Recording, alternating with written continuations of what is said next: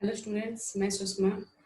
आज हम हिंदी पुस्तक दिगंत के गद्य खंड से मलय जी के द्वारा लिखी गई उनकी डायरी हंसते हुए मेरा अकेलापन, इससे कुछ लघुतरीय प्रश्न और वस्तुनिष्ठ प्रश्न जो भी बनते हैं वो पढ़ेंगे हम आज, और व्याकरण से संबंधित कुछ प्रश्न उत्तर भी देखेंगे। तो चलिए हम शुरू करते हैं। और इसके पिछले वीडियो में जो हमने इसके पाठ्य पुस्तक से संबंधित जो भी प्रश्न उत्तर बनते थे वो हम पढ़ चुके हैं, और आज हम वस्तुनिष्ठ प्रश्न को देखते हैं जिसमें कि 4 ऑप्शंस दिए होते हैं और जो ऑप्शन सही होता है वो हमें लिखना होता है। तो इसके जो लेखक है मलय जी हैं, जिन्हें भरत जी श्रीवास्तव के नाम से भी पुकारा जाता था। तो सबसे पहला प्रश्न है कि निम्नलिखित प्रश्नों के बहुवैकल्पिक उत्तरों में से सही उत्तर बताएं। जैसा कि मैंने बताया कि 4 उत्तर हैं, इसमें से जो उत्तर सही है वो हमें लिखना है। तो सबसे पहला प्रश्न है, मलय जी का जन्म कहाँ हुआ था? ऑप्शन है 4, इसमें क में है दिल्ली, ख है अहमदाबाद, ग है आजमगढ़, घ है छत्तीसगढ़। तो इसका उत्तर होगा ग, आजमगढ़। मलय जी का जन्म कहाँ हुआ था? आजमगढ़, यानी कि ग। दूसरा प्रश्न है, मलय जी की मृत्यु हुई थी क में 32 साल की उम्र में, ख है 35 साल की उम्र में, ग है 45 साल की उम्र में, घ 47 साल की उम्र में। मलय जी की मृत्यु हुई थी 47 साल की उम्र में, यानी कि इसका उत्तर होगा घ। तीसरा प्रश्न है, मलय के पिता का नाम था क गणपति देव, ख त्रिलोकीनाथ, ग प्रभाशंकर, घ नीलकंठ।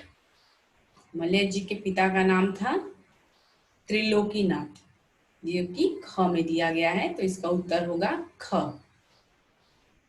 चौथा प्रश्न है, मलय की माता का नाम था क मीरा, ख सीता, घ में है प्रभावती और घ में है सरस्वती।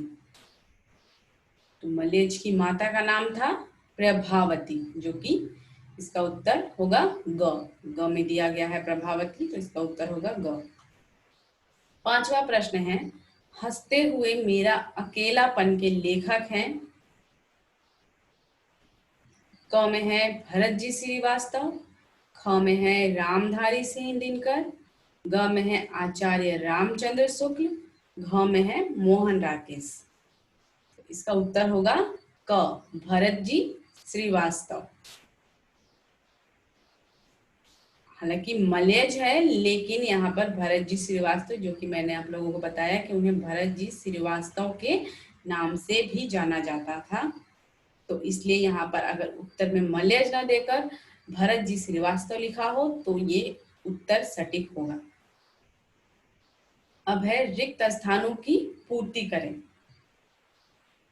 एक नंबर है, हंसते हुए मेरा अकेलापन डायरी एक डैश रचना है। कैसी रचना है? उत्तर होगा उत्कृष्ट रचना है। हंसते हुए मेरा अकेलापन डायरी एक उत्कृष्ट रचना है। दूसरा प्रश्न है, मलय जी इलाहाबाद विश्वविद्यालय से डैश एमए किया। इसका उत्तर होगा अंग्रेजी में। मलय जी इलाहाबाद विश्वविद्यालय से अंग्रेजी में एमए किया। तीसरा प्रश्न है, मलय जी की कविता और आलोचना से कम महत्वपूर्ण नहीं है इनकी डैश। क्या होगा यहाँ पर? डायरिया। इसका उत्तर होगा डायरिया। मलय जी की कविता और आलोचना से कम महत्वपूर्ण नहीं है इनकी डायरिया। चौथा प्रश्न है, एक कलाकार के लिए निहायत जरूरी है कि उसमें डैश हो और वह खुद ठंडा हो। यहाँ पर डैश की जगह पे इसका होगा उत्तर आग। एक कलाकार के लिए निहायत जरूरी है कि उसमें आग हो और वह खुद ठंडा हो। इसका उत्तर होगा आग। पांचवा प्रश्न है, मलयज जी की सर्वोत्कृष्ट डायरी डैश की है। इसका उत्तर होगा 3 मार्च 1981 ईस्वी की। मलयज जी की सर्वोत्कृष्ट डायरी 3 मार्च 1981 ईस्वी की है। अब है अति लघुतरीय प्रश्न, जिसका कि हमें बस एक वाक्य में उत्तर देना है। तो 1 नंबर प्रश्न है इसका, मलयज किस दौर के कवि हैं? उत्तर होगा नई कविता के अंतिम दौर के। दूसरा प्रश्न है, मलयज मन का कूड़ा किसे कहते हैं? उत्तर होगा डायरी को मन का कूड़ा, क्योंकि डायरी में मन की सारी अच्छी बुरी बातें लिख देते हैं हम, इसीलिए वो डायरी को मन का कूड़ा कहते हैं। तीसरा प्रश्न है, मलयज किस कर्म के बिना मानवीयता को अधूरी मानते हैं? उत्तर होगा रचनात्मक कर्म। चौथा प्रश्न है, हंसते हुए मेरा अकेलापन किसकी कृति है? उत्तर होगा मलयज की। हम यहाँ चाहे तो भरत जी श्रीवास्तव भी लिख सकते हैं।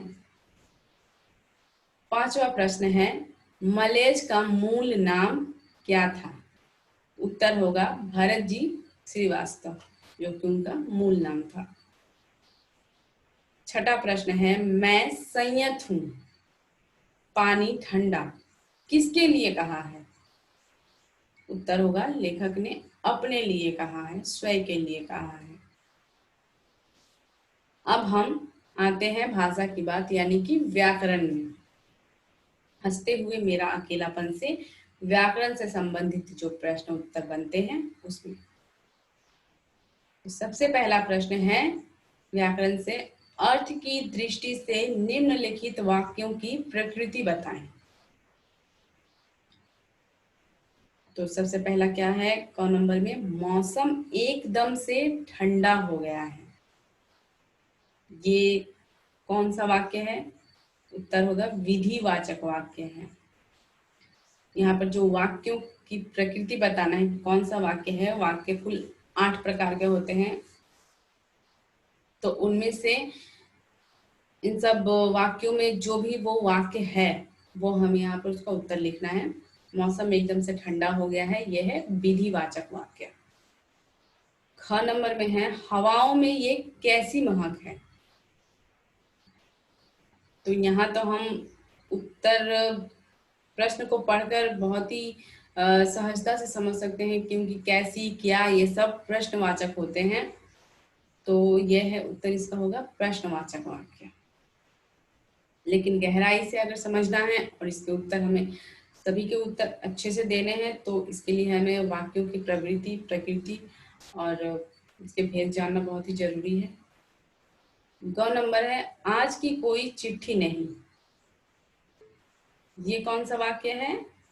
ये है विस्मयादि बोध वाक्य, विस्मयादि बोध वाक्य या फिर विस्मयादि वाक्य, ऐसा लिख सकते हैं हम। घ नंबर है, तबीयत किस कदर बेजार हो उठी है। ये कौन सा वाक्य है? ये है विधिवाचक वाक्य। विधिवाचक वाक्य या फिर विधानवाचक वाक्य भी हम लिख सकते हैं। अंग नंबर में है, सुरक्षा डायरी में भी नहीं। ये है निषेधवाचक वाक्य। च नंबर है, मेरे भीतर इन दिनों कितने शब्द भरे पड़े हैं या अर्थ। ये है विधिवाचक वाक्य या फिर विधानवाचक वाक्य। प्रश्न 2 में है, नीचे लिखे वाक्यों से सरल, मिश्र एवं संयुक्त वाक्यों को छांटें। तो इसमें क नंबर में आता है, हर आदमी उस संसार को रचता है जिसमें वह जीता है और भोगता है। ये है संयुक्त वाक्य। ख नंबर में है आदमी यथार्थ जीता ही नहीं, यथार्थ को रचता भी है। ये है मिश्र वाक्य। ग में है सुबह से ही पेड़ काटे जा रहे हैं। ये है सरल वाक्य। घ में है कल शाम से रोज इसी समय एक बहुत प्यारी सी गंध हवा में 2 बार हो गया यहाँ पर, हवा में उड़कर मेरे दरवाजे तक आती है। यह है संयुक्त वाक्य। तीसरा प्रश्न है उत्पत्ति की दृष्टि से निम्नलिखित शब्दों की प्रकृति बताएं। तो क्या क्या शब्द है यहाँ पर हम देख लेते हैं पहले। अस्फुट, मौसम, निहायत, गुलदान, संयत, रुदन, आग, मेड़, जर्द, महक, स्फूर्ति, गुंजाइश, चढ़ाई, सत्य, यथार्थ, रिश्ता, मुश्किल, घोंसला। इतने वाक्य हैं, इन्हें हमें प्रकृति बताना है। विदेशज है, तद्भव है, तत्सम है। तो उत्तर लिखते हैं हम, चलिए। अस्फुट है तद्भव, मौसम विदेशज, निहायत है विदेशज, गुलदान है विदेशज, संयत है तत्सम, रुदन तद्भव, आग तद्भव, मेड़ देशज, जर्द विदेशज, महक विदेशज, स्फूर्ति तद्भव, गुंजाइश विदेशज, चढ़ाई देशज, सत्य है तत्सम, यथार्थ है तद्भव, सुरक्षा है तत्सम, रिश्ता है विदेशज, मुश्किल है विदेशज, घोंसला है तद्भव। ये सब जो भी है तद्भव, विदेशज, देशज, तत्सम, इन सबको गहराई से जानने के लिए, अच्छी तरह से जानने के लिए हमें व्याकरण से पढ़ना होगा। जैसा कि मैं प्रत्येक वीडियो में जब भी प्रश्नों का उत्तर बताती हूँ व्याकरण से संबंधित, खासकर उसमें मैं बोलती हूँ व्याकरण भी पढ़ना बहुत ज़रूरी है। और व्याकरण से संबंधित जो भी प्रश्न बनते हैं उसके लिए हमें अच्छी तरह से तैयारी करनी होगी। तो आज जो भी हंसते हुए मेरा अकेलापन से जो भी प्रश्न बनते थे उसका उत्तर हम हल कर चुके हैं और ये पार्ट भी समाप्त हुआ। अब इसके अगले वीडियो में हम जूठन पाठ से संबंधित जो भी प्रश्न उत्तर है वो पढ़ेंगे। Thank you.